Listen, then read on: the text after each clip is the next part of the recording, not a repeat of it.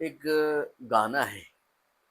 जेबीमवाली पोरं कसं भीमाच्या वाटेने चालली. हे गाणं ऐकण्यासाठी एकदम चांगलं आहे. पण जर जेबीमवाली पोरं जर भीमाच्या वाटेने गेली असती, तर भारत बौद्धमय झाला असता. जर जेबीमवाली पोरं भीमाच्या वाटेने गेली असती, तर दी बुद्धिस्ट सोसायटी ऑफ इंडिया यामध्ये तरुण दिसला असता. जेबीमवाली पोरं भीमाच्या वाटेने जर चालली असती, तर समता सैनिक दल मजबूत झाली असती. जेबीमवाली पोरं भीमाच्या वाटेने जर गेली असती, तर जी बाबासाहेबांनी रिपब्लिकन पार्टी ऑफ इंडिया स्थापन केली होती, सर्वसमावेश, ती पार्टी सर्व देशामध्ये रुजवण्यासाठी भीमाच्या पोरांनी कष्टाचं रान केलं असतं. जेबीमवाली पोरं जर भीमाच्या वाटेने चालली असती, तर लोकशाही मजबूत झाली असती. जेबीमवाली पोरं भीमाच्या वाटेने जर चालली असती, तर हिटलर पैदा झाला नसता.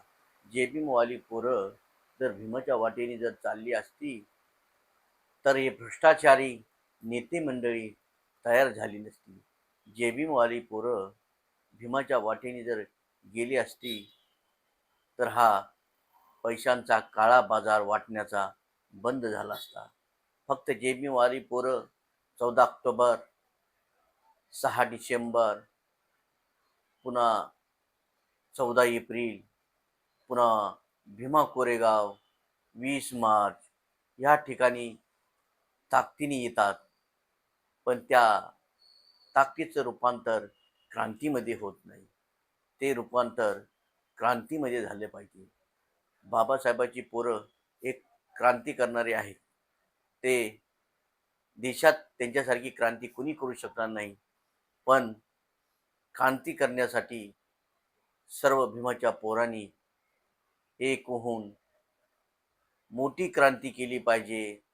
राजकीय सत्ता हस्तगत केली पाहिजे व आपला भारत बौद्धमय जे बाबासाहेबाचं करण्याचं स्वप्न होतं, त्या वाटेने आपण गेलं पाहिजे. नमो बुद्धाय. जय भीम.